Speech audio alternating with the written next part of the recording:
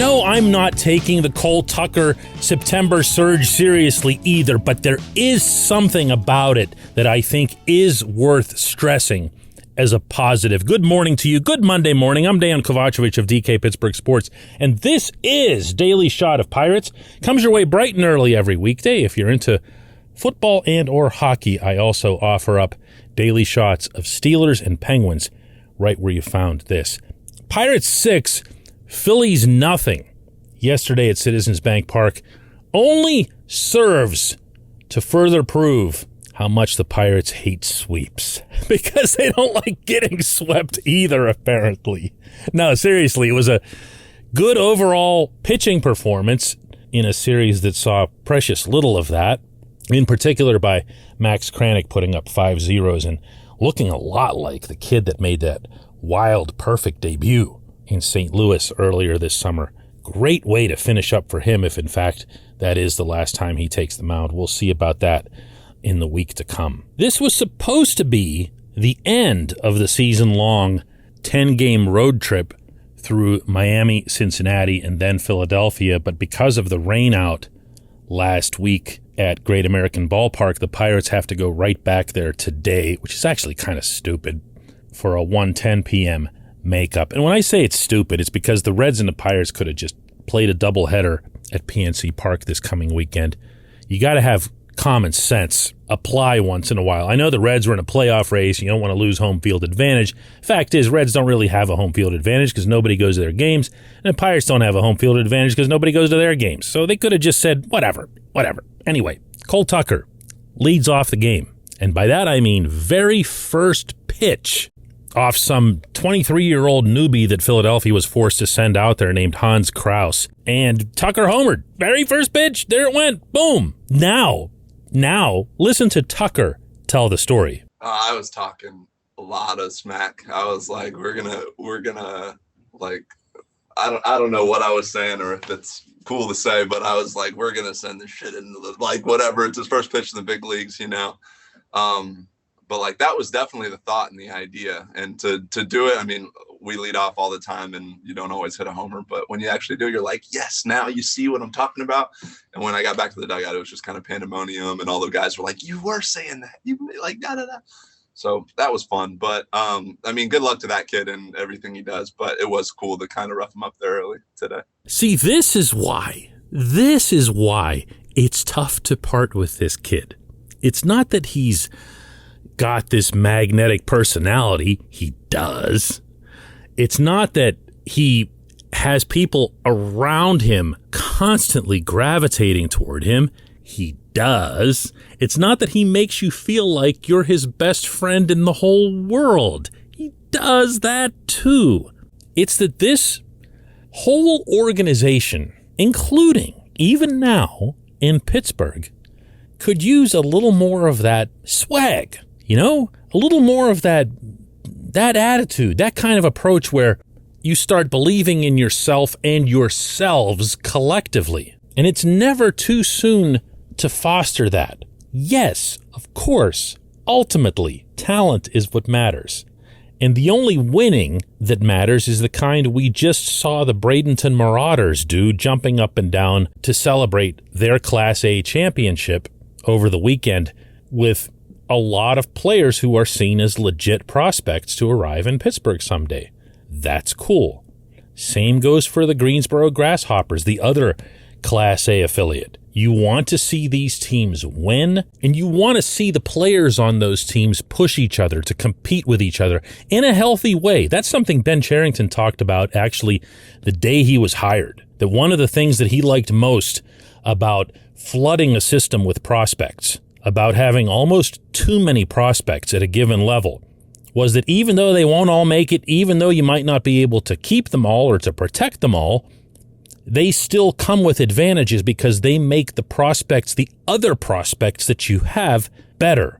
Because they all want to be the opening day starter or the cleanup hitter or the player who fits at this position or that position, which is their preference. And they'll focus, and they'll grow up that much more quickly. And along the way, they're going to win something. And by the time they get to Pittsburgh, and I remember this with the members of the Altoona Curves Championship about a decade ago, when they finally made it here, when they finally started getting individual recalls, each of them earning a promotion, they would all talk about, yeah, we understand what's happened here in Pittsburgh, but we have done nothing but win. You know, me, the pitcher, who was some high draft pick a long time ago, I've done nothing but win. I won in high school. I won in pony ball. I won in college. I won all through the minor league system. That's all I know. I'm not going to be infected by something on my way up. And then that swag, that attitude, that approach starts making its way into the clubhouse. You know what's fun is when you get these occasional anniversary reminders on social media. I've gotten a handful in the past week alone about how this was the day that Justin Morneau made that flip to Russell Martin behind the plate that put the Pirates into the playoffs. Remember that? Jason Grilli and everybody else just totally losing their minds. I've seen the one where the Pirates ended their 20-year losing streak, and there's Andrew McCutchen in center field. He just raises both arms up to the sky. Do you remember that? As only Kutch would do. It was fantastic. And then we saw, and we're going to see as we get closer to it again, Johnny Cueto dropping the ball and everything else. This is just from the recent run. I'm not even getting into the more distant past. When you see these things and you see some of the attitude and the approach, yes, all of it was preceded by talent. I'm not being a dummy here. But you do want and need some of that, and I believe that it can help nurture it along. I'm going to repeat this. Tucker has to show a lot more than a month of decent hitting, and that's what it's been. It's been a month of decent hitting. But I love what he brings. I really do. And whether that's coming from him or from someone else, I feel like it's a valuable thing to have. When we come back, just one question.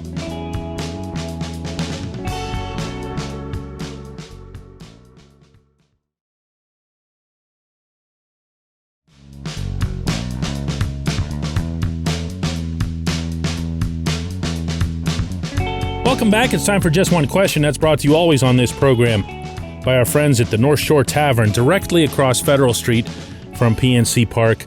Open for your business all the time. I always feel like this is important to point out to people who ask me about North Shore Tavern or Mike's Beer Bar, since they've been partners with us for a long time. They think of the businesses, including the eateries on Federal Street, as just being open whenever there's a ball game. It is not true. That's the way it used to be with a lot of the places down there. It's not anymore. These are year-round, full-time establishments. North Shore Tavern is home to Steak on a Stone. It's home to the planet's best baseball environment. But it's not going away after the coming week. They'll be there and eager for your business going all the way through the winter. Today's J1Q comes from Renee, who asks, is there any way Oscar Marin survives this offseason? I'm struggling to come up with a reason to keep him. You know, Renee, I give you credit. These types of questions usually come my way after the Pirates get completely slaughtered.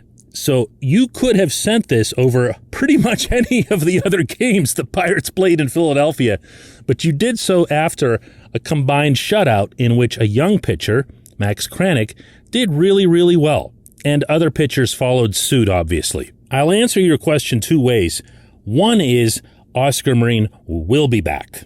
His job is not in jeopardy in any way. He is their guy.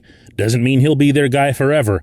He is their guy now. They have patterned and built their entire pitching instructional mechanism up and down the organization on his principles, on his plan. This is not similar to firing Rick Eckstein, who was one of the few coaches that was held over from the Clint Hurdle staff, along with Joey Cora, Justin Message. Marin has not gotten results. He does not get a passing grade from me, not that I matter, because I have not seen enough or anywhere near enough of what was on display yesterday, meaning players, young players, getting better. As I asked recently on this show, name me one pitcher where you've seen progress, where you could say, oh yeah, that's somebody they've really made better. Probably the best example is of someone who's not here anymore, and that's Clay Holmes. I know a lot of people mistakenly think that Holmes went to the Yankees and all of a sudden got good. It's not true. They made a switch here in Pittsburgh with Holmes shortly before the trade that greatly raised his value. That's why Cherington was able to do as well as he did in that deal with Brian Cashman, because the Yankees saw what was going on with Holmes and they reacted accordingly. The Yankees didn't fix Clay Holmes. Oscar Marin and his staff did. I still give Marin a great big fat F for 2021, and I need to see a heck of a lot more. But for right now, they don't, and he will be back. I appreciate the question, Renee, and I appreciate everybody listening to Daily Shot of Pirates. Let's do another one tomorrow.